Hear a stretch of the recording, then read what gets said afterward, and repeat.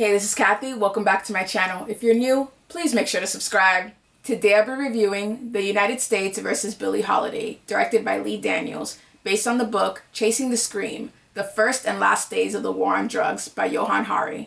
It is a biographical film based on the legendary jazz and swing singer Billie Holiday, played by Andra.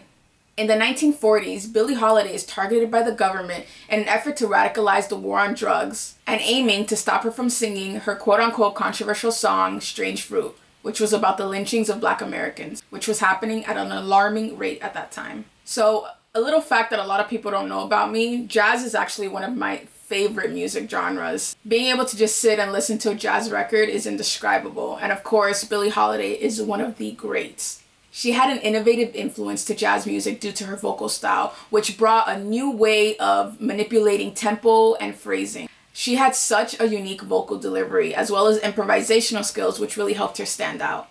The film covered a lot of Billie Holiday's career and some of her personal life, like her issues with drugs, her bad choice in men, and of course, the government targeting her constantly, and the impact of Strange Fruit. At one point, we get a little bit of her childhood and of her life, so I'm going to do a quick overview for those who don't know about Billie Holiday. It gives you a little insight of what to expect a little bit in the film, but also if you've already seen the film, a little bit of insight of who Billie Holiday was. Most people don't know, Billie Holiday was born Eleanor Fagan, and she had a troubled childhood. Her parents were an unwed teenage couple, and her mother was kicked out due to her pregnancy. And her father abandoned them to become a musician not long after she was born. She was raised largely in part by other people for the first decade of her life due to her mother's absence. She skipped school a lot, ultimately going to juvenile court at the age of 9. From there, they sent her to a Catholic reform school. 9 months after that, she was paroled to her mom and ultimately dropped out of school at the age of 11. Not long after that, a neighbor attempted to rape her, and she was sent back to the Catholic Reform School for protective custody during the case. She was later released at the age of 12. During this time, she got a job running errands for a brothel.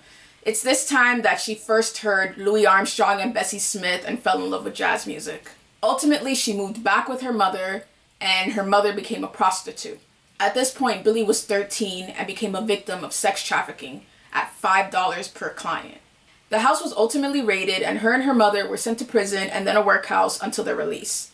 This was all before she was a teenager. Once she became a young teenager, she began singing at nightclubs in Harlem and eventually took on the stage name Billie Holiday. In her teens, she played many nightclubs and her reputation grew, ultimately making her recording debut at the age of 18. She performed with the likes of Teddy Wilson, Count Basie, Artie Shaw, just to name a few. By the late 1930s, she became an established artist in the recording industry. It was during this time she was introduced to Strange Fruit, a song based on a poem about lynching written by a Jewish school teacher, Abel Maripol. The lyrics compared the victims of lynching to the fruit on trees. Lynchings of Black Americans reached a peak at the turn of the 20th century. Billie Holiday recorded Strange Fruit in 1939, and it was considered a declaration and a catalyst for the civil rights movement.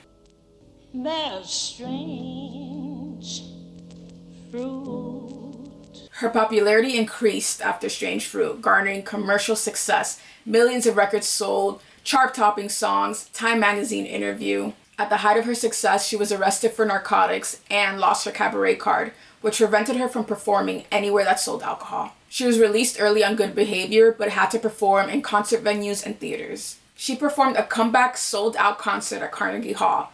The film shows this, but it fails to show how sold out this concert actually was. There were so many people that they put audience members on stage to make room. That's how sold out it was. Unfortunately, in the early 1940s, she began using hard drugs and was arrested again in 1949. Despite her popularity and sold-out concerts, her singles had very little radio play.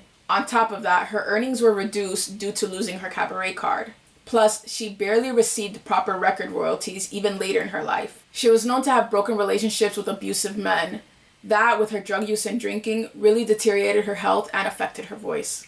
She recorded more records and stopped drinking due to doctor's orders. But eventually she relapsed and was taken to the hospital for liver and heart disease. The Federal Bureau of Narcotics, with Harry Anslinger, had been targeting Billie Holiday since the late 1930s, mostly due to her song Strange Fruit. Harry Anslinger and the Federal Bureau were ruthless in their targeted attacks towards Billie Holiday. Her hospital room was raided. They planted drugs, placed her on police guard. She was arrested and handcuffed for drug possession, all while she lay dying. She died July 17, 1959, of pulmonary edema and heart failure due to cirrhosis of the liver at the age of 44. She suffered abuse from a series of men and relentless persecution by the government. Billie Holiday lived a heartbreaking life full of pain and drama, but was one of the greatest jazz musicians to ever live. This film displayed a lot of the brokenness and highlighted the racist and corrupt targeting by Anslinger and the government.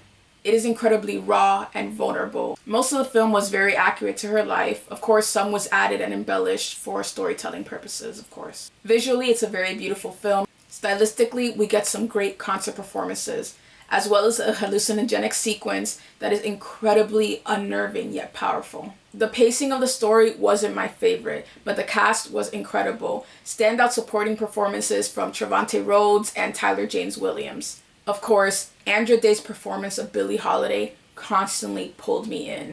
Fun fact, actually, Andra Day is her stage name, and she got the Day from Billie Holiday, who used to be referred to as Lady Day. She played Billie in all her glory, her towering pain, her power and resilience, her charm, her magnetism.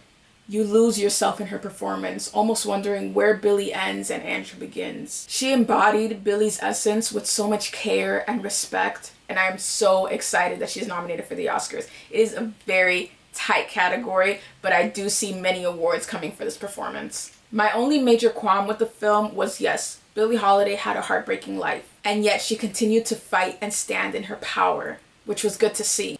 But that was almost all we saw. Billie Holiday's legacy isn't only her pain, and I wish we got to see more of her impact to the civil rights movement, her impact as an artist to jazz music, how that pain and resilience was used in her music to make her one of the greatest artists of all time. This film is definitely worth watching, even for Andra Day's portrayal alone, but also to get a glimpse into this legend's life and the understanding that the government constantly targeted Black people, especially those who would stand up and speak out, and how things aren't that different, like it showed in the title cards at the end of the film. The Emmett Till Anti-Lynching Act was introduced to the House of Representatives in 2019. It has yet to be passed. I hope this film helps people realize that. I also hope it pushes this new generation to learn about the great Billie Holiday and all the other legends who paved the way for us. You think I would stop singing that song? You grandkids will be singing Strange Fruit.